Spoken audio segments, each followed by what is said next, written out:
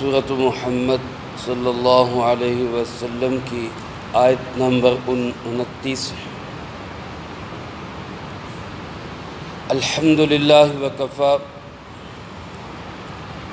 وسلام علی عبادہ الذین اصطفی خصوصاً علی سید الرسل وخاتم الانبیاء وعلى آلہ واصحابہ الاتقیاء اما بعد فاعوذ باللہ من الشیطان الرجیم بسم اللہ الرحمن الرحیم ام حسب الذین فی قلوبہم مرض ان لن یخرج اللہ اضغانہم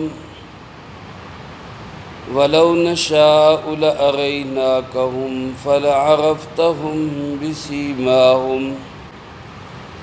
وَلَتَعْرِفَنَّهُمْ فِي لَحْنِ الْقَوْلِ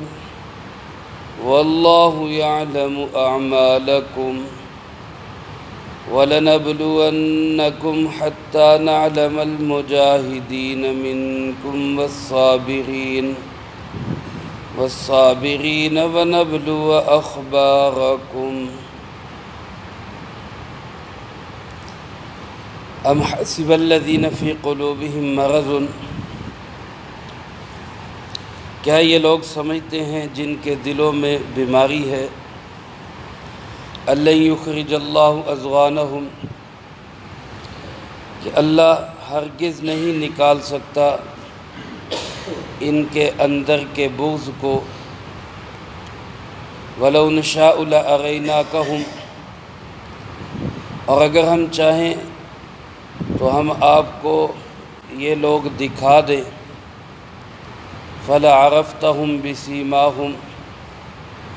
سو یقیناً تو پہچانتا ہے ان کو ان کی علامات سے، وَلَتَعْرِفَنَّهُمْ فِي لَحْنِ الْقَوْلِ، اور ضرور تو پہچان لے گا ان کے لب و لہجے سے، واللہ یعلم اعمالکم، اور اللہ خوب جانتے ہیں تمہارے اعمال کو، وَلَنَبْلُوَنَّكُمْ، اور ضرور بضرور ہم جانچیں گے، حَتَّى نَعْلَمَ الْمُجَاهِدِينَ مِنْكُمْ، یہاں تک کہ ہم علم ظاہر سے جان لیں تم میں سے جہاد کرنے والے کون ہیں، والصابرین، اور صبر کرنے والے کون ہیں، وَنَبْلُوَ أَخْبَارَكُمْ، اور ہم ضرور جانچیں گے تمہاری خبروں کو۔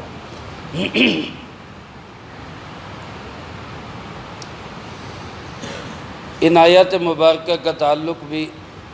سابق مضمون کے ساتھ ہی ہے، جیسا کہ پچھلے رکوع میں اللہ رب العالمین نے منافقین کا تذکرہ کیا کہ جب جہاد کی بات آتی ہے تو منافقوں کی منافقت کے پول کھل جاتے ہیں، اور پھر ان کے طرز عمل یہ بتایا کہ وہ ایمان والوں سے بھی کہتے ہیں کہ ہم تمہارے ساتھ ہیں، اور جب یہود و نصارہ کے پاس جاتے ہیں تو ان کو بھی یقین دہانی کراتے ہیں کہ ہم کچھ باتیں تمہاری بھی مانیں گے۔ اللہ پاک نے ان کے اس طرز عمل کی وارننگ بھی دی، ان کو ڈرایا بھی، اور اس بات سے بھی آگاہ کیا کہ موت کے وقت میں بڑی سختی اور ناراضگی ان پہ ہوگی۔ ان آیات مبارکہ میں اللہ رب العالمین ان کے اس منافقت کے پردے کو چاک کرتے ہوئے فرماتے ہیں کہ یہ لوگ کیا سمجھتے ہیں کہ ہم ان کو ان کے اندر کے کینے اور بغض کو کیا ہم ظاہر نہیں کر سکتے۔ اللہ پاک فرماتے ہیں ہم حسب الذین فی قلوبہم مرض، یہ لوگ جن کے دلوں میں بیماری ہے، روگ ہے۔ پچھلے دروس میں بھی میں نے عرض کیا کہ منافق کے دل کے اندر شک کا مرض ہوتا ہے، ایمان اور شک یہ دونوں جمع نہیں ہو سکتے۔ ایمان یقین کا نام ہے، اور جہاں یقین ہوگا وہاں شک نہیں ہوگا، جہاں شک ہوگا وہاں یقین نہیں ہو سکتا۔ اس لیے اگر کوئی شخص جناب محمد کریم صلی اللہ علیہ وسلم کی نبوت اور رسالت کے متعلق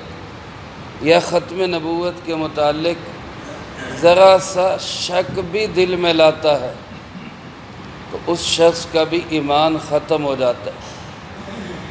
یہ منافقوں کے دلوں کے اندر تو مکمل طور پہ شک ہی شک تھا، اوپر سے ایمان لائے تھے بظاہر کہ چلو ہمیں مارنا پڑے یا جو مدینہ منورہ کے کچھ مفادات ہیں وہ ہمیں بھی مل جائے، اندر سے یہ وہ یہودی کے یہودی تھے اور دلوں کے اندر ان کے بغض تھا۔ کوئی موقع ایسا نہیں انہوں نے جانے دیا جس میں نبی پاک صلی اللہ علیہ وسلم کو نقصان پہنچا سکتے ہوں اور انہوں نے نہ پہنچایا۔ صحابہ کرام رضی اللہ تعالیٰ مجمعین کے ساتھ انہوں نے کوئی بدسلوکی نہ کی ہو، ایسا کوئی موقع انہوں نے جانے نہیں دیا۔ تو اللہ پاک فرماتے کہ یہ لوگ کیا سمجھتے ہیں، جن کے دلوں میں بیماری ہے، شک ہے، روگ ہے، یہ کیا سمجھتے ہیں لن یخرج اللہ اضغانہم، اللہ ان کے اندر کے کینے کو باہر نہیں نکال سکتا۔ اضغان زغن کی جمع ہے جس کا معنی ہوتا ہے دل میں کسی کے لیے کینہ رکھنا، بغض رکھنا، نفرت رکھنا۔ یہ اندر کا جو تمہارا بغض ہے، کیا تم سمجھتے ہو کہ اللہ اس کو ظاہر نہیں کر سکتا؟ اللہ کو پتہ نہیں چلتا؟ اللہ دنیا کو دکھا نہیں سکتا کہ یہ منافق ہے جو اندر سے بغض رکھتے ہیں؟ یہ کیوں ایسا سمجھ رہے ہیں کہ ہماری جو ہے نا وہ چالیں چل گئی؟ اللہ پاک ڈھیل دے دیتے ہیں، یہ اس کی ڈھیل کو سمجھتے ہیں کہ ہماری چال چل گئی، حالانکہ وہ اللہ کی طرف سے ایک مہلت دی گئی ہوتی۔ اللہ پاک فرماتے میرے محبوب لو نشاء لاریناکہم، اگر ہم چاہیں نا تو ہم آپ کو یہ منافق سارے دکھا دیں، یعنی آپ کو سامنے نظر آئے، ان کے اندر کی حالت بھی نظر آئے اور پتہ چلے کہ یہ منافق لوگ ہیں۔ لیکن ہماری حکمت ہے، اللہ کی شان ستاری ہے، اللہ رب العالمین کی رحمت ہے کہ اس نے ان کی منافقت کے باوجود ان پہ اپنی ستاری والی چادر ڈالی ہوئی، ان کے بغض کو چھپایا ہوا ہے۔ لیکن اللہ پاک فرماتے میرے محبوب ایسی بات نہیں کہ ہم کوئی ڈرتے ہیں یا ہم دکھا نہیں سکتے یا ہمیں پتہ نہیں ہے، ہم چاہیں تو ہم آپ کو دکھا دیں، لیکن فرمایا کہ دکھائے بغیر بھی فَلَعَرَفْتَهُمْ بِسِيمَاهُمْ، آپ ان کو ان کی علامات سے ہی پہچان جائیں گے، ان کی نشانیوں سے ہی پتہ چل جائے گا کہ منافق آدمی۔ حدیث پاک میں آپ صلی اللہ علیہ وسلم نے ارشاد فرمایا کہ جو منافق ہوتا ہے وہ فرمایا کہ جب بھی بات کرتا ہے جھوٹ بولتا ہے، اذا حدث کذب، جب بھی بات کرے گا جھوٹ بولے گا۔ دوسرا فرمایا وَإِذَا وَعَدَ أَخْلَفَ، جب بھی وعدہ کرے گا وعدے کی خلاف ورزی کرے گا۔ وَإِذَا اؤْتُمِنَ خَانَ، اور فرمایا جب اس کے پاس امانت رکھی جائے گی وہ اس میں خیانت کرے گا۔ اور ایک حدیث پاک میں ایک چوتھی نشانی یہ فرمائی گئی وَإِذَا خَاصَمَ فَجَرَ، کہ جب بھی اس کا جھگڑا ہوتا ہے تو اس میں وہ گالیاں بکتا ہے، اس کے پاس کوئی دلیل تو ہوتی نہیں، کوئی اپنی بات کو وہ ثابت تو کر نہیں سکتا تو وہ گالم گلوچ پہ اتر آتا ہے۔ تو فرمایا میرے محبوب ہم آپ کو یہ لوگ نہ بھی دکھائیں تو ان کی نشانیاں ہی ایسی ہیں کہ ان سے پتہ چل جاتا ہے کہ یہ منافق ہے۔ اور دوسرا فرمایا وَلَتَعْرِفَنَّهُمْ فِي لَحْنِ الْقَوْلِ، آپ ان کو ان کے لب و لہجے سے بھی پہچان لیں، ان کی گفتگو کا انداز، ان کے بولنے کا انداز، ان کی مجلس کے اندر بیٹھ کے رائے کا انداز، اسی سے آپ کو پتہ چل جائے گا کہ یہ کتنے آپ کے ساتھ مخلص ہیں۔ حضرت عثمان رضی اللہ تعالیٰ عنہ فرماتے ہیں کوئی بندہ بناوٹی طور پر جتنی مرضی ایکٹنگ کر کے اندر کوئی بات اور رکھ کے ظاہر کوئی اور کرے تو اللہ پاک کوئی نہ کوئی بات اس کی زبان سے ایسی نکلوا دیتے ہیں جس سے اس کے اندر کا بھید کھل جاتا ہے اور لوگوں کو پتہ چل جاتا ہے کہ یہ بندہ اندر کچھ رکھتا ہے باہر کچھ رکھتا ہے، یہ صاف نہیں ہے۔ اور فرمایا کہ حدیث پاک میں ہے دوسری جگہ جس کا مفہوم یوں ہے کوئی بھی بندہ اچھا یا برا فعل کرے، وہ دل کے اندر اچھائی رکھے اور اس کو ظاہر نہ کرے، اللہ پاک اس کے اوپر ایک ایسی چادر ڈال دیتے ہیں جس چادر سے اس کی اچھائی ظاہر ہونے لگ جاتی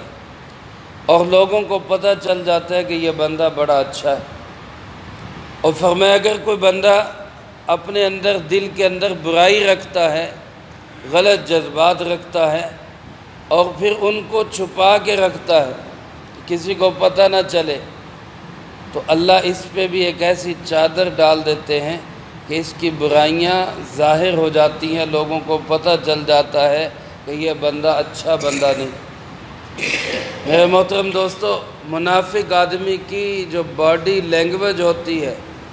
جو چہرے کے اثرات ہوتے ہیں، بولتے ہوئے گفتگو کرتے ہوئے اسی سے پتہ چل جاتا ہے دیکھنے والوں کو کہ یہ بندہ اندر سے کیا ہے اور باہر سے کیا ہے۔ اور علماء نے لکھا ہے کہ کچھ ایسے منافق بھی تھے جن کے اللہ پاک نے آپ صلی اللہ علیہ وسلم کو شناخت بھی کروا دی تھی۔ چنانچہ حدیث پاک میں آتا ہے کہ ایک مجلس میں آپ نے نام لے کر کم و بیش 36 افراد کو وہاں سے اٹھا دیا۔ نام لے کے آپ نے فرمایا کہ تو بھی اٹھ جا، تو بھی اٹھ جا، ان کو نکال دیا کیونکہ آپ صلی اللہ علیہ وسلم کو پتہ چل گیا تھا کہ یہ منافق۔ آپ نے فرمایا تم اٹھ کے چلے جا، تو گویا کچھ کی اللہ پاک نے خبر بھی دے دی تھی۔ حضرت حذیفہ رضی اللہ تعالیٰ عنہ جن کو صاحب السر الرسول صلی اللہ علیہ وسلم کہا جاتا ہے، نبی پاک صلی اللہ علیہ وسلم کے رازدان صحابی تھے، یعنی کچھ پوشیدہ باتیں اللہ کے محبوب صلی اللہ علیہ وسلم نے ان کو بتائی ہوئی تھی۔ حضرت عمر رضی اللہ تعالیٰ عنہ اپنے دور خلافت میں ان سے پوچھا کرتے تھے کہ منافق کون کون ہے۔ حضرت حذیفہ رضی اللہ تعالیٰ عنہ فرمایا کرتے امیر المومنین، جس چیز کو اللہ اور اس کے رسول صلی اللہ علیہ وسلم نے ظاہر نہیں کیا، میں کون ہوتا ہوں اس کو ظاہر کرنے والا، میں نہیں بتا سکتا۔ حضرت عمر رضی اللہ تعالیٰ عنہ پھر پوچھا کرتے تھے کہ اتنا ہی بتا دو کہ ان منافقوں کی فہرست میں میرا نام تو نہیں ہے کہ یہ ڈر اور خوف ہے۔ ہم اپنے ایمان پہ مطمئن ہو کے بیٹھ جاتے ہیں کہ میں بڑا مومن، اور جن کو زبان نبوت سے، لسان نبوت سے اللہ کے محبوب صلی اللہ علیہ وسلم نے بارہا جنت کی خوشخبریاں سنائی، وہ کس قدر خوف زدہ ہیں کہ کہیں ہمارا نام منافقوں کی لسٹ میں نہ آ جائے۔ حضرت حذیفہ تسلی دیتے کہ نہیں، آپ کا نام ان میں نہیں ہے۔ پھر حضرت عمر رضی اللہ تعالیٰ عنہ جب کسی کا جنازہ ہوتا مدینہ منورہ میں تو دیکھا کرتے تھے کہ آیا جنازہ میں حضرت حذیفہ رضی اللہ تعالیٰ عنہ ہیں یا نہیں۔ اگر حضرت حذیفہ جنازے میں ہوتے تو حضرت عمر بھی شامل ہو جایا کرتے، وہ سمجھ جاتے کہ یہ بندہ مومن ہے، اسی لیے حذیفہ اس کے جنازے میں آیا ہو۔ اور جس کے جنازے میں حضرت حذیفہ رضی اللہ تعالیٰ عنہ نہ ہوتے، حضرت عمر بھی اس کے جنازے میں شریک نہیں ہوتے تھے، سمجھ جاتے تھے کہ یہ بندہ منافق ہے، اسی لیے حضرت حذیفہ اس کے جنازے میں نہیں آیا۔ تو گویا کچھ لوگوں کو اللہ پاک نے اپنے محبوب کے سامنے ظاہر بھی کر دیا تھا، لیکن اللہ پاک فرماتے اگر میں ظاہر نہ بھی کروں تو واللہ یعلم اعمالکم، اللہ تو تمہارے سارے اعمال کو جانتا، اللہ سے تو تم چھپے ہوئے نہیں ہو۔ کوئی بندہ کتنی اندھیروں میں جا کے، پتال کی گہرائیوں میں جا کے، کتنے خانوں میں جا کے چھپ جائے، لیکن وہ اللہ سے چھپ نہیں سکتا۔ فرمایا وَلَنَبْلُوَنَّكُمْ، ہم ضرور تمہیں آزمائیں گے، تمہیں پرکھیں گے ہم، اور پرکھ کے دیکھیں گے کہ کون مجاہد ہے، کون صبر کرنے والا ہے، اور کون بے صبرہ اور چھوڑ کے بھاگ جانے والا ہے۔ میرے محترم دوستو، یہ جو حالات آتے ہیں دین کے متعلق، یہ اللہ کی طرف سے آزمائش ہوتی ہے۔ اب دیکھتے ہیں اب کون ساتھ ہے۔ یہ نہیں کہ کوئی اللہ پاک کو ضرورت ہوتی ہے کہ دین کی مدد کرو کیونکہ اللہ کمزور ہو گیا، نعوذ باللہ من ذالک۔ اللہ تو اپنے دین کو خود سنبھال سکتا ہے، وہ خود طاقتور ہے، اس کو کسی کی مدد کی ضرورت نہیں، لیکن وہ یہ دیکھنا چاہتا ہے کہ ہمارے اندر کتنا ایمان ہے، ہمارے اندر کتنا جذبہ ہے، ہم دین کی خاطر اپنی زندگیاں، اپنا مال و جان لگانے کے لیے کتنا تیار ہے، وہ یہ دیکھنا چاہتا ہے۔ اور ایسے حالات جب بنتے ہیں تو ان حالات میں پرکھ ہوتی ہے کہ منافق کون ہے اور مخلص کون ہے۔ اور مشکل حالات کا جو ساتھی ہوتا ہے وہ مخلص ساتھی ہوتا ہے۔ کہتے ہیں نا کہ دو بندے انسان کو کبھی نہیں بھولتے، دو بندے انسان کو کبھی نہیں بھولتے، ایک جس نے مشکل میں ساتھ دیا ہو، ایک جس نے مشکل میں ساتھ چھوڑا ہو، یہ دونوں کبھی نہیں بھولتے۔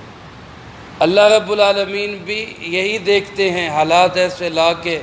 کہ ان حالات میں بھی کون میرے دین کا ساتھ دیتا ہے اور جہاد کرتا ہے اور مجاہد بنتا ہے اور صبر کرتا ہے، اور کون پیچھے ہٹ جاتا ہے اور واویلا کرتا ہے، بے صبری کرتا ہے اور دین کو چھوڑ بیٹھتا ہے۔ اور اللہ فرماتے ہیں ہم یہ بات خود بھی جاننا چاہتے ہیں، اللہ کو تو پتہ ہی ہر چیز کا،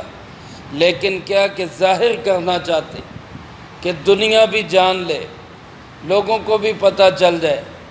آج ہم جب تاریخ پہ نظر دوڑاتے ہیں تو ہمیں عبداللہ ابن ابی کا کردار بھی نظر آتا ہے اور حضرت حمزہ رضی اللہ تعالیٰ عنہ کا کردار بھی نظر آتا ہے۔ ہمیں بھی پتہ چل جاتا ہے کہ مخلص کون تھا اور منافق کون تھا، کون صلاح الدین ایوبی بنا اور کون میر جعفر اور میر صادق بنا۔ یہ تاریخ وہ اپنے نقوش چھوڑ جاتی ہے، وہ بتا دیتی ہے دنیا کو کہ یہ مخلص تھا، اس نے منافقت کی تھی۔ اللہ پاک فرماتے ہیں کہ وَنَبْلُوَ أَخْبَارَكُمْ، تمہاری ان خبروں کو بھی ہم پرکھیں گے کہ تم سچ بول رہے ہو کہ جھوٹ بول رہے۔ تو میرے محترم دوستو، دین کے ساتھ مخلص رہنا، ہر حال میں اللہ کے دین کے ساتھ وابستہ رہنا، یہ صحیح مخلصانہ کوشش ہے، چاہے ہمیں دنیا میں کامیابی نظر آئے یا نہ نظر آئے۔ بعض دفعہ حالات ایسے ہوتے ہیں بندہ کہتا ہے فائدہ تو کوئی ہو نہیں رہا، تو بھئی ہم کسی فائدے کے لیے نہیں کام کر رہے، ہم تو اللہ کو راضی کرنے کے لیے کر رہے ہیں۔ وہ فائدہ دے دے ٹھیک ہے، وہ نقصان دے دے ٹھیک ہے، کوئی مسئلہ نہیں، ہم نے تو اللہ کے لیے کیا۔ حضرت سیدنا حسین ابن علی رضی اللہ تعالیٰ عنہ اگر میدان کربلا میں آئے ہیں یزید کے مقابلے میں تو مخلصانہ آئے ہیں، دل کے گہرائیوں سے اللہ پہ یقین کرتے ہوئے آئے ہیں۔ بظاہر نئی کامیابی ہوئی، شہید ہو گئے، ظاہری حالات میں یزید جیت گیا، لیکن آج بتائیں، آج اہل ایمان کے دلوں میں جیتا ہوا حسین ہے یا یزید ہے؟ حضرت سیدنا حسین ابن علی رضی اللہ تعالیٰ عنہ جیتے ہوئے۔ اس لیے میرے محترم دوستو، یہ نتائج سے بے پرواہ ہو کر اللہ کے دین کی جد و جہد اور مخلصانہ محنت میں ہمیں لگنا چاہیے۔ یہی ہمارا ایمان ہے، یہی ہمارا اللہ پہ یقین ہے۔ اللہ مجھے آپ کو سب کو نصیب فرمائے، جو کہا سنا اس کو زندگی میں لا کے دوسروں تک پہنچانے کی توفیق عطا فرمائے۔ اللهم انت السلام ومنك السلام تباركت ربنا وتعاليت يا ذا الجلال والاکرام.